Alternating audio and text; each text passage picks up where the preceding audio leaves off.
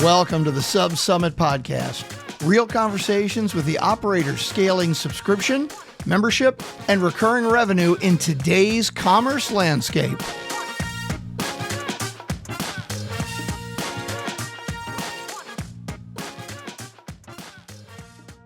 All right, welcome back to the podcast. Now, if your business runs on subscriptions, loyalty, or recurring revenue, you're in the right place. This is the road to SubSummit. Logan Karam is where AI meets real-world impact. As AI Program Director at Fabletics, she's driving how artificial intelligence actually gets used, fueling creativity, streamlining operations, and reshaping the customer experience. Blending technical depth with sharp business instinct, Logan turns AI from buzzword into bottom-line results, and she's leading the conversation on how smart tools can elevate, not replace human potential. Logan, I'm excited to chat with you. Welcome to the SubSummit podcast. Thanks, Doug. I'm excited to be here. So let's dive into the questions because I know we have a short format show and we have listeners that are eager to hear what your expertise really is. A lot of teams say they're using AI, but it's surface level. Why do you think it's actually that way? Why do you think they're not diving into the depths of AI yet? I think a lot of teams are just scratching the surface. They see you can use it as a way to search and get queried answers back. I think where we at Fabletics see a lot of success is when people start to take structured data and unstructured data and layer in AI to different workflows to unlock new ways of working that may have never been possible or standardize or revisit different ways. I think a lot of people are only scratching the surface because they're not really taking the time to dive in and really learn and explore how AI can really rework the way they're doing. I think you have to kind of go back to old school structure. And when you went to school, you made time to do your homework. And I think that's why people scratch the surface is they're not really making the time to do the homework and dive deep into the capabilities of these tools and really think about how they can be applied in their area. So let's talk about just for a second, diving a little bit deeper into AI. Which teams tend to adopt AI fastest and which teams need the most, well, let's call it push?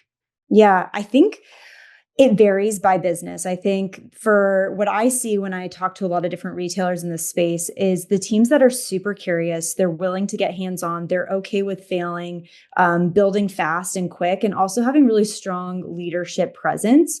So I haven't really necessarily seen like, oh, creative maybe struggles mostly across the board or operational teams are able to pick it up more. I think really having the perfect mix of a task force that's really excited and eager to learn and really dive into the tools, as well as like leadership mandates of like, hey, have you rethought how you approach working? Or have you thought about how AI could maybe help you upskill? Or is this a process that could be even automated, not even an AI thing? I think the perfect storm is having leadership, excited workforce, and also a clear roadmap from your business of like, what are our company goals and how can we apply AI in them? So what's a common mistake that some leaders are making when it comes to rolling out AI across maybe all of their teams or some of their teams? I think the biggest issue I've seen is really when companies treat AI like a tool rollout. I think I've been in rooms where the focus is getting access, running trainings, and expecting adoption to just like flow naturally. It rarely, I feel, works that way. You really got to dive in and anchor AI into like how it actually will improve processes. Like, what are the processes we're changing? Where is time being lost? How do we redesign the workflow with AI in mind? If you don't really do that, AI really stays optional and anything optional doesn't really scale. So I think really actually diving into how actually work gets done versus like AI is just this tool, use it. What signals maybe tell you that AI is actually driving business impact as well? Yeah, I've become really skeptical of surface level metrics like usage or number of prompts. They don't really tell you that much personally. I think it's great as an early starter to see like how people are leveraging tools. But I think what I look for are changes in how work actually gets done. Are we reducing cycle times? Are teams producing more outputs with the same resources? Are we improving performance, whether that's, say, if it's external facing like campaign results or internally operational efficiency? In some cases, it's really direct, like hours reclaimed or workflows compressed from hours to minutes. But I think the strongest signals for me are behavioral. When teams stop asking whether they should use AI and start defaulting to using AI, that's when we really know it's driving a lot of impact. I love that you're also sharing the idea of the technology, both customer facing and internal facing as well. So that's really good that you're actually walking that line between the two, both outward and inward facing AI tools. Yeah, So, definitely. so talk about something that maybe you believed about AI adoption maybe a year ago that you've completely changed your mind on. I know that's a hard one because it's like, oh, I messed up there, or I thought about that, but no, that doesn't work anymore. What is something that you've changed your mind about when it comes to AI?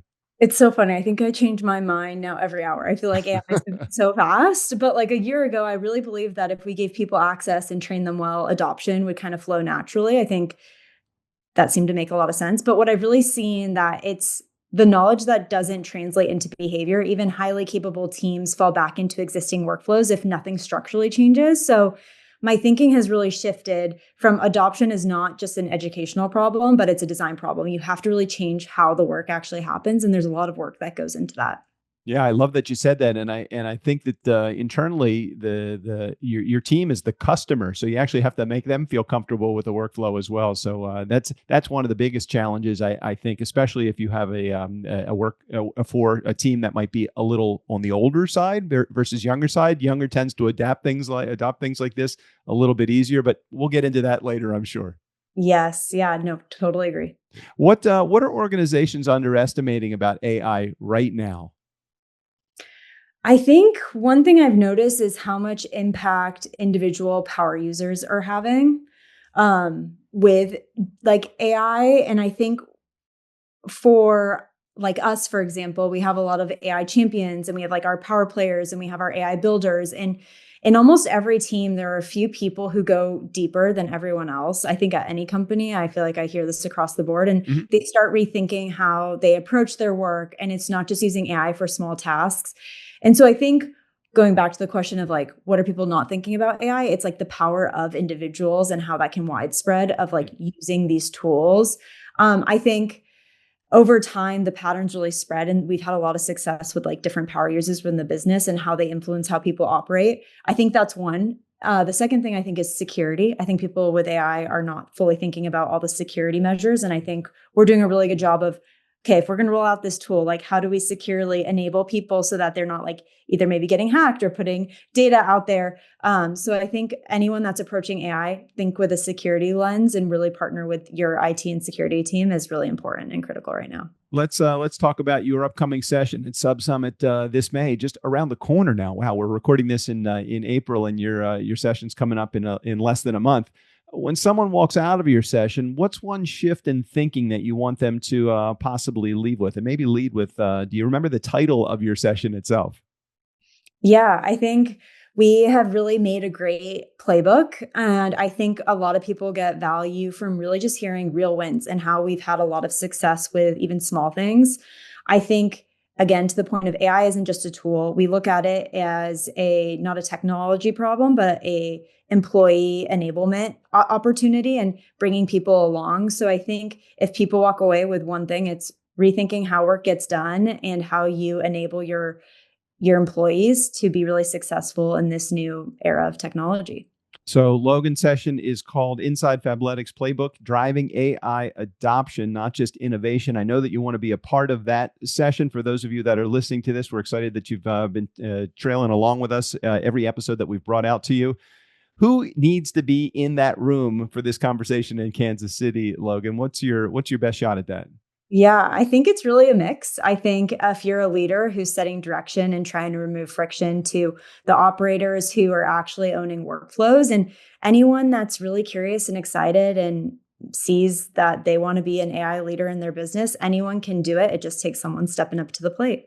Looking forward to meeting you in May. Thanks for being here on the show, and thanks for sharing your expertise with our listening audience, Logan.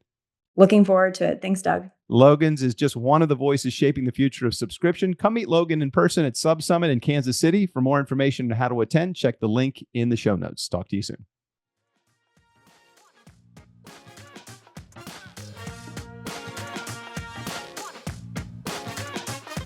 Thanks for listening to the SubSummit podcast. If you want to be in the room with the operators building the next era of subscription and commerce, head to subsummit.com and grab your pass now. Make sure to follow the SubSummit podcast so you don't miss upcoming interviews with the founders, brands, and partners shaping the industry. We'll see you at the crossroads.